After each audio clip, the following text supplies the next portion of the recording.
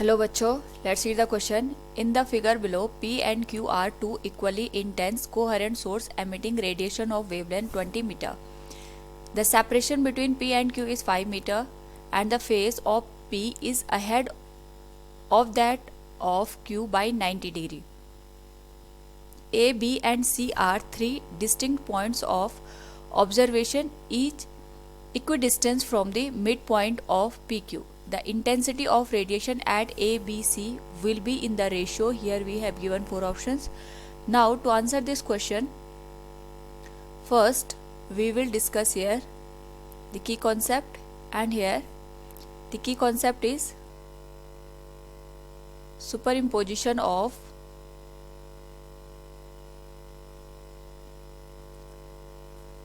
light waves. Now यहाँ पे according to the question first we will understand it. हमारे पास P और Q दो कोहेरेंट सोर्सेज गिवन है एंड 3 पॉइंट्स गिवन है A, B एंड C.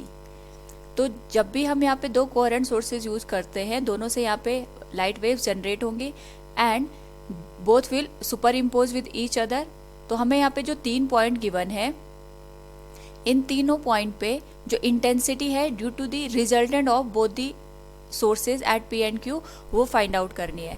यहाँ पे P और Q के बीच की जो डिस्टेंस गिवन है that is given as 5 metre और जो वेवलेंथ हमारे पास है इट इज 20 मीटर. साथ में हमारे पास एक इंफॉर्मेशन और है कि जो P का फेज है that is ahead of Q by 90 degree. So we can write phase of P is ahead by Q by 90 degree और pi by 2. Now we know that कि जब भी यहाँ पे दो सोर्सेज से लाइट रेडिएट होती है एट अ पर्टिकुलर पॉइंट, दो रिजल्टेंट इंटेंसिटी होती है it is given as I1 plus I2 plus 2 into square root of I1 I2 cos phi.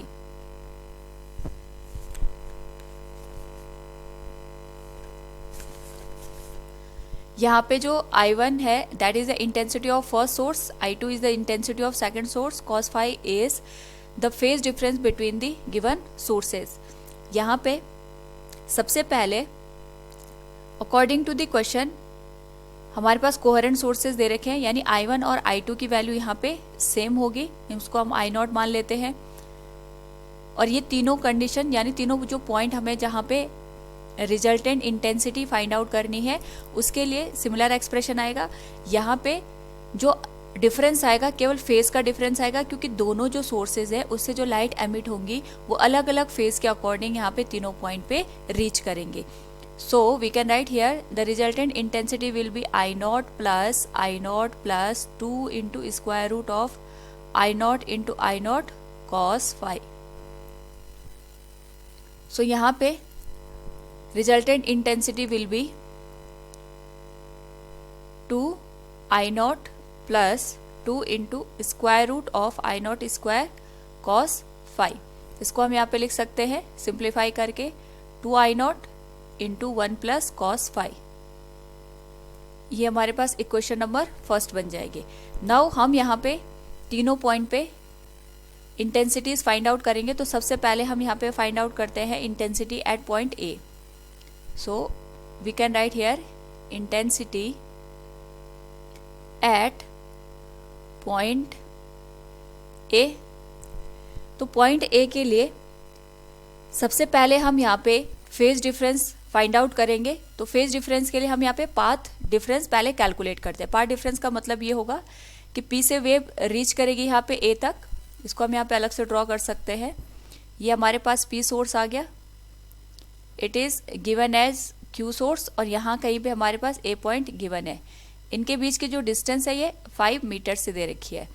तो यहाँ से जो वेव एमिट होगी it will reach like this eight A point. Similarly Q से भी हमारे पास यहाँ पे जो लाइट होगी वो A पे रीच आउट करेगी. Here distance covered by light from point P तो ये डिस्टेंस हो जाएगी हमारे पास पी ए के बराबर। Similarly we can say distance covered by light from point Q, तो ये हो जाएगी हमारे पास क्यू ए के बराबर। इनके बीच का जो डिफरेंस आएगा that will be del x P A minus Q A के बराबर हो जाएगा, और P A minus Q A के बीच की जो डिस्टेंस होगी दैट विल बी 5 मीटर। इनके बीच का जो पार्ट डिफरेंस हमारे पास दे रखा है P A minus Q A, ये 5 मीटर के बराबर दे रखा है। So from here we can find out the phase difference and we know that the relation between phase difference and path difference, so it will be phase difference equals del phi equals 2 pi by lambda into del x। now यहाँ पे जो del phi की value होगी it will be equal to the 2 pi by lambda, wavelength हमारे पास 20 metre के बराबर given है, and जो पार्ट डिफरेंस है इट इज़ ऑफ 5 मीटर। तो ये हो जाएगा हमारे पास जो पार्ट डिफरेंस के थ्रू हमने फेज डिफरेंस निकालना है it will B pi by 2। तो यहाँ पे अकॉर्डिंग टू द कंडीशन अगर हम देखें तो जो Q है it is closer to the point A, ये A से ज़्यादा क्लोज है। तो इसका मतलब ये होगा यहाँ से जो लाइट रीच करेगी इसका जो फेज A तक पहुँचेगा वो ग्रेटर होगा as compare to the P। So we can say here phase of Q will be greater than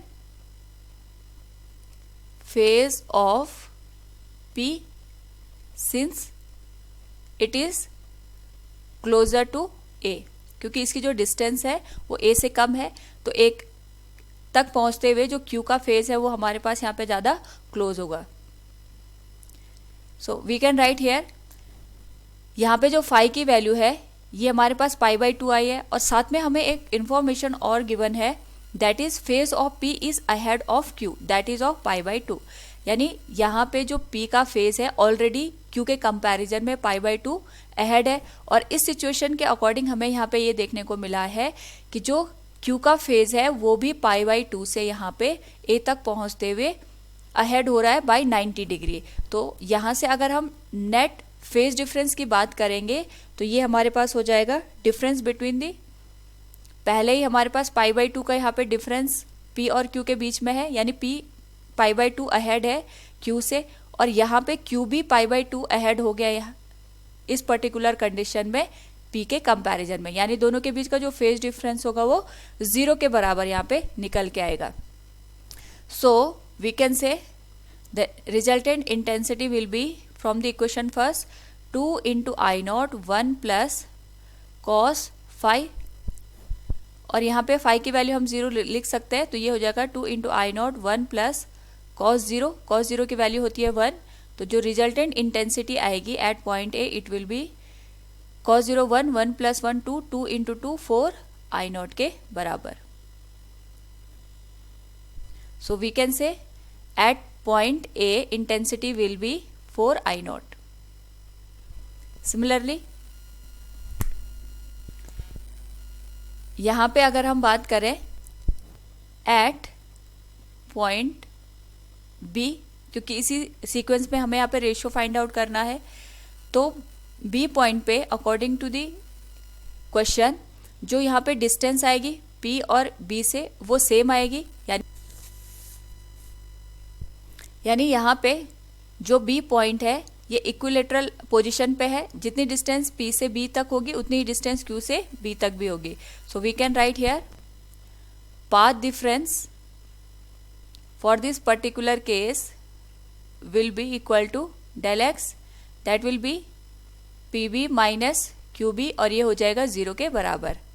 So from here we can find out the phase difference, और यहाँ पे जो फेज डिफरेंस की value आएगी it will be 2 pi by lambda into del x, ये हो जाएगा 0 के बराबर।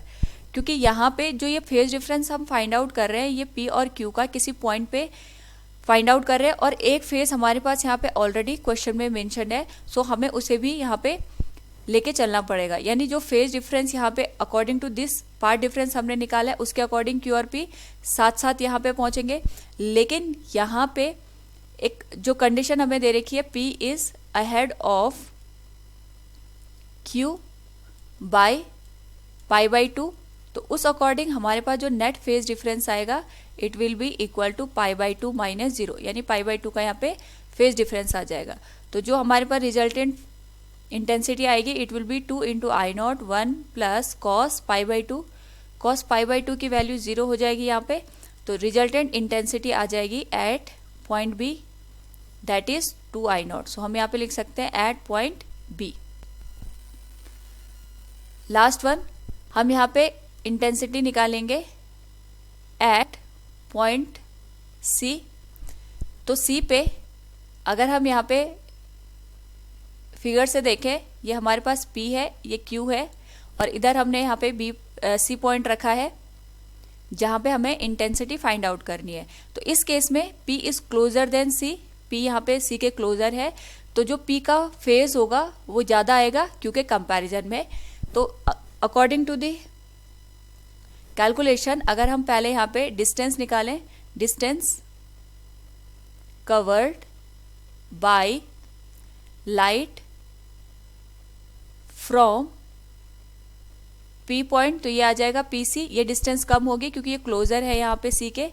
सिमिलरली अगर हम बात करें यहाँ पे distance covered by light from Q source, ये हो जाएगा हमारे पास QC के बराबर। तो इस केस में डेल एक्स की जो वैल्यू होगी it will B QC minus PC, और इसकी जो वैल्यू निकल के आएगी इट विल बी 5 मीटर। तो इसके करस्पॉन्डिंग अगर हम यहाँ पे फेज डिफरेंस कैलकुलेट करें it will be del phi equals 2 pi by lambda multiplied with del x. Del phi की वैल्यू हो जाएगी 2 pi by lambda into del x, हमारे पास है 5 मीटर और लैम्डा की वैल्यू है 20 मीटर, तो ये हो जाएगा पाई बाई 2 के बराबर। लेकिन इस केस में P का फेज ज़्यादा होगा क्योंकि कंपैरिजन में phase of P will greater than Q, और इसकी जो वैल्यू ग्रेटर आएगी it will B pi by 2। तो जो फाई नेट की वैल्यू है अगर हम यहाँ पे देखें तो P ऑलरेडी Q से पाई बाई 2 फेज से यहाँ पे अहेड है, और यहाँ पे C पॉइंट पे भी पाई बाई 2 का डिफरेंस इन दोनों के बीच आ गया। तो जो नेट फेज आएगा दैट विल बी पाई, और जो रिजल्टेंट इंटेंसिटी होगी it will be 2 into I not 1 plus cos pi के बराबर। तो कॉस पाई की वैल्यू होती है -1, -1 plus 1, it will B R equals 0 at point C. So we can say here the ratio at A, so we can say the intensity at point A, B and C will be in the ratio of 4 I naught ratio 2 I naught ratio 0, और इसको हम यहाँ पे simplify करके लिख सकते हैं 2:1:0 के बराबर। So from the given question we can say here option C will be the correct answer. Hope all you understood it. Thank you and best of luck.